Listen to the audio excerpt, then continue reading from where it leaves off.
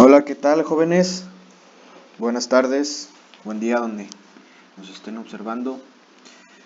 Vamos a ver unos temas correspondientes a la unidad número 3 de nuestra materia para los chavos del submódulo 2, que nosotros le llamamos metrología, de mecatrónica del CBT 271 plus de la UEMSTIS.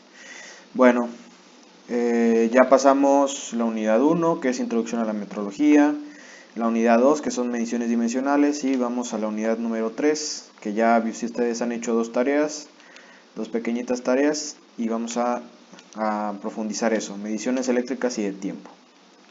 Bueno, estos son los temas que ustedes ya tenían desde el principio del semestre: electricidad y electrónica, propiedades eléctricas de la materia, componentes eléctricos y electrónicos básicos, circuitos eléctricos, ley de Ohm,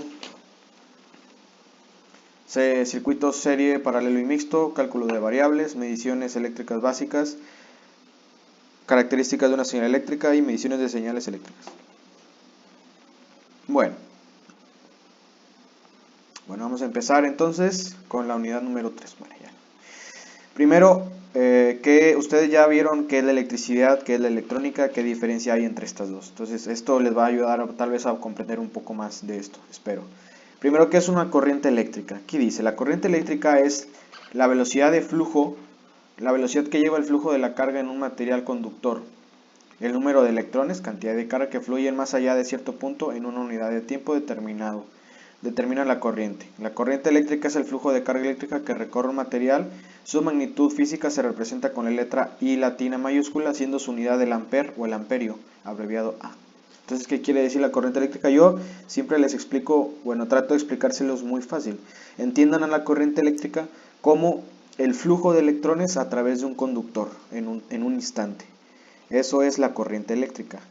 Aquí vemos en esta imagen que pues tenemos estas esferitas que tienen un signo de negativo, pues que van en el sentido del negativo hacia el positivo. Recordemos que un átomo pues está compuesto por protones, electrones y neutrones, que son los más básicos. Los que están en el núcleo son los protones y neutrones, y los que están en las órbitas son los electrones. Entonces, siendo que los electrones son los que se desprenden para unir elementos con otros elementos, por lo tanto la corriente eléctrica es carga eléctrica negativa, siendo electrones en movimiento. Entonces, cuando pasan por un conductor se llama corriente eléctrica. Resumiendo, corriente eléctrica, flujo de electrones a través de un conductor. Así de fácil y sencillo. Tiene que ser un conductor. También ustedes ya hicieron una tarea de los materiales conductores, semiconductores, aislantes, superconductores, semiconductores y conductores. Ajá. ¿Por qué se llama ampere la unidad de medida de la corriente eléctrica? Por alguien que se llamó André Marie Ampère. Nació en el 1775 y murió en 1836. Fue un francés. Desarrolló una teoría de la electricidad y el magnetismo que resultó fundamental para los desarrollos efectuados en el siglo XIX. En estos campos, fue el primero en construir un instrumento para medir el flujo de la carga, que es la corriente.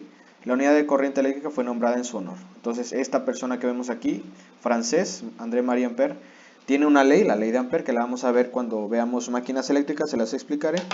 Pero, pues fue alguien muy, muy importante para el área de la electricidad. Tal vez ahí en sus trabajos lo mencionan.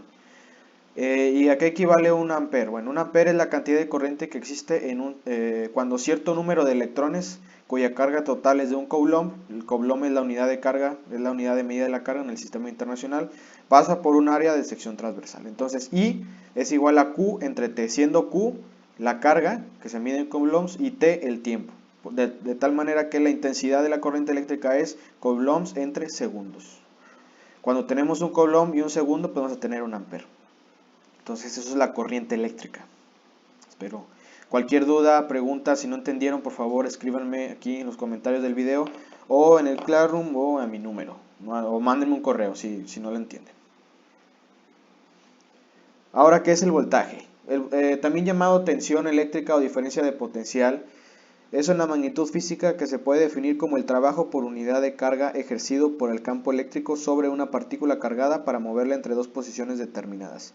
En circuitos eléctricos, el voltaje es la fuerza propulsora y el que establece la corriente. Y es lo que establece la corriente. Vamos a ver la fórmula, ahorita les explico aquí a grosso modo. V es igual a W entre Q. ¿Qué es la W? La energía en joules. Eso tal vez ya lo vieron en la secundaria, los joules. O en física, no sé. Y la Q pues es la carga en coulombs. Entonces la unidad de voltaje se mide en volts y se simboliza mediante la V. Vamos a ver qué hay por acá. ¿Por qué se llama volts?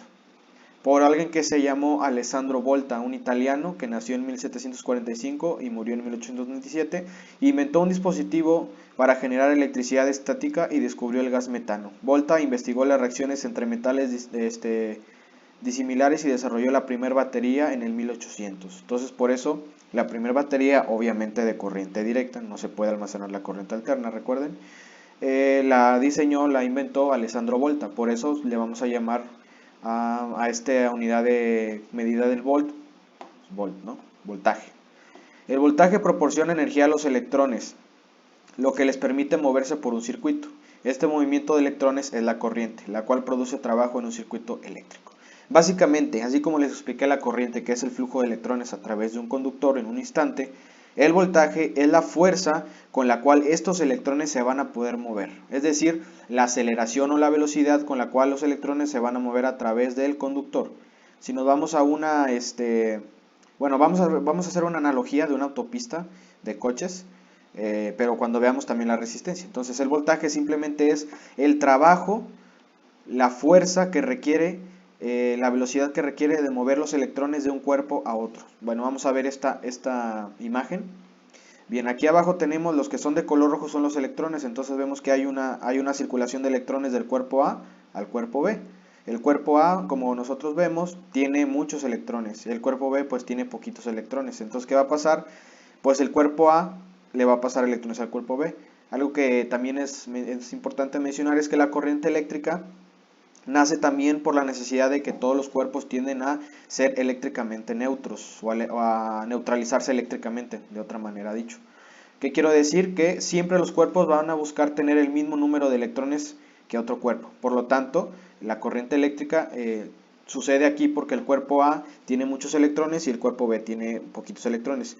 Si estos dos cuerpos, el A y el B, no tuvieran una conexión, o sea, si no tuvieran este canalito de aquí abajo, pues se seguirían con sus mismos electrones, o sea, no pasa nada. Pero cuando por ellos los conectamos con un conductor, o en este caso con una guía de agua, pues esto es agua, pues va a haber una circulación de electrones. Nosotros tenemos una carga, entonces no sé si les ha pasado, cuando tocamos a alguien, nos da un toque, o cuando abrimos la puerta de la casa, del carro, tocamos un carrito, pues sufrimos una pequeña descarga eléctrica. ¿Por qué? Porque ahí estamos cediendo muchos electrones que tenemos de más, o nos están dando electrones que nos hacen falta. Y pues por eso produce ese chispazo. Retomando el ejemplo, como tenemos muchos electrones, el A le va a pasar al B y diferencial de potencial eléctrico. ¿Qué pasaría si nosotros este cuerpo A lo tuviéramos hasta acá, hasta arriba? Aquí lo voy a intentar dibujar. A ver si me sale. Si nosotros este vaso lo tuviéramos hasta acá arriba, ¿qué pasaría? Bueno, aquí estuviera lleno de electrones, ¿verdad? ¿Sí? Entonces, ¿qué pasaría? Que vamos a tener un mayor nivel, o sea, un mayor nivel acá y un menor acá, un nivel menor. Entonces, va a haber un mundo de diferencia entre aquí y acá. Entonces, ¿qué pasaría? Que los electrones circularán con mayor rapidez. ¿Por qué? Pues porque vamos a tener mayor nivel acá, es decir, va a estar más alto, por lo tanto, por la gravedad, pues va a pasar que los electrones van a fluir de una manera más rápida. Eso es el voltaje, el diferencial de potencial que hay entre dos puntos, ¿sí? Entonces, mientras mayor diferencial de potencial tengamos, o sea, si aquí 220 volts, aquí va a haber, no sé, 560 volts, o sea, un voltaje random. Entonces, ¿por qué? El voltaje que te va a decir es la rapidez con la cual los electrones se van a mover aquí. Entonces, a 220 volts, pues se van a mover, pues más o menos. Pero ya 560 se van a mover muy muy rápido. Eso es el voltaje, la rapidez, la fuerza, el trabajo que se necesita para mover los electrones de un punto a otro. Eso es el voltaje. Ahora vamos a ver qué es la resistencia eléctrica. La resistencia eléctrica, cuando en un material existe una corriente, es decir, tiene que ser un material conductor obviamente, los electrones libres se mueven en y de vez en cuando chocan con átomos. Estas colisiones provocan que los electrones pierdan algo de su energía, con lo cual se restringe su movimiento. Entre más colisiones haya, más se restringe el flujo de electrones. Esta restricción varía y está determinada por el tipo de material. Ahorita les voy a explicar más a fondo. La propiedad de un material de restringir o oponerse al flujo de electrones se le va a llamar resistencia y la vamos a decir o apodar con la letra R mayúscula. La resistencia es la oposición a la corriente. Se expresa en ohms, simbolizada mediante la letra griega omega, que es esta de acá, ohm. Existe un ohm de resistencia si hay un ampere de corriente y en un material y aplicado un volt a este. Entonces, retomando esto de acá y con esto de aquí, la resistencia eléctrica simplemente es la capacidad que tienen ciertos materiales para no dejar pasar a la corriente eléctrica, para limitar su paso, para no dejarla pasar o para dejarla libre, ¿no? De manera que los materiales conductores tienen una baja resistencia o muy poca resistencia. Los superconductores tienen una casi nula resistencia. Los semiconductores van a tener resistencia dependiendo de las características, sea calor, sea frío, sea presión, sea sol, etc. Y los materiales aislantes son los especiales, son los materiales que tienen una alta resistencia o resistividad. Los materiales aislantes, ¿por qué? Porque los materiales aislantes van a tener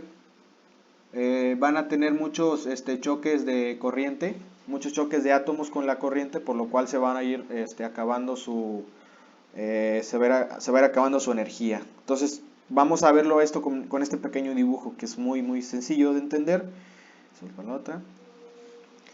¿Qué es la resistencia eléctrica en esta imagen? Aquí ya podemos entender qué es el voltaje, la corriente y la resistencia, ¿no? Aquí a través de este canalito pues va a circular el ampere, que es el de color verde. El ampere pues es el electrón que va circulando a través del camino, a través del túnel, vamos a decir que es un túnel. ¿Quién está empujando el ampere? Pues el volt. Acuérdense que el volt es la fuerza o la aceleración, la velocidad que le da al ampere para poderse mover. Si no existe el voltaje, entonces el amperaje va a estar ahí parado. Necesita un diferencial de potencial para que puedan empezar a circular los amperes. Y el ohm, que es el que acabamos de ver, que es el color rojo, pues el ohm, acuérdense que es el que va a obstruir, a limitar el paso de la corriente, de manera que el ohm pues aquí está con una soga apretando al ampere para que no pase y el volt pues está tratando de empujarlo. Esto es una manera muy fácil de entenderlo. Ampere, circulación de corriente en un conductor. Resistencia, oposición o limitación a la corriente para circular, y el voltaje es la fuerza que se necesita para poder mover un ampere. Eso es básicamente estas tres cosas. Si lo vemos en una analogía de una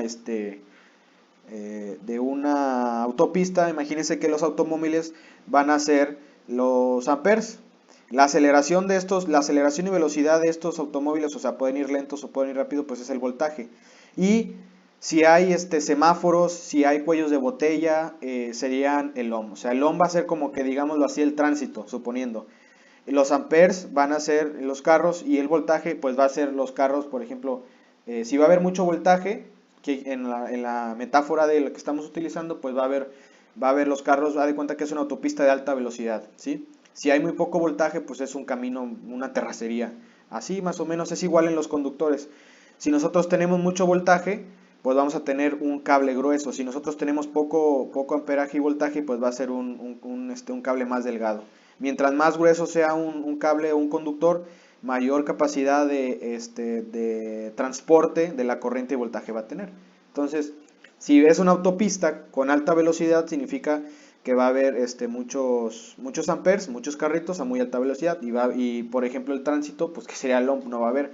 Pero, ¿qué pasaría pues en un camino, en una ciudad, que va a haber un camino normal, va a haber pocos carros, quiere decir poca corriente, a baja velocidad, con poco voltaje, y va a haber muchos tránsitos, significa que va a haber muchos ohms. Es una manera muy particular de explicarlo.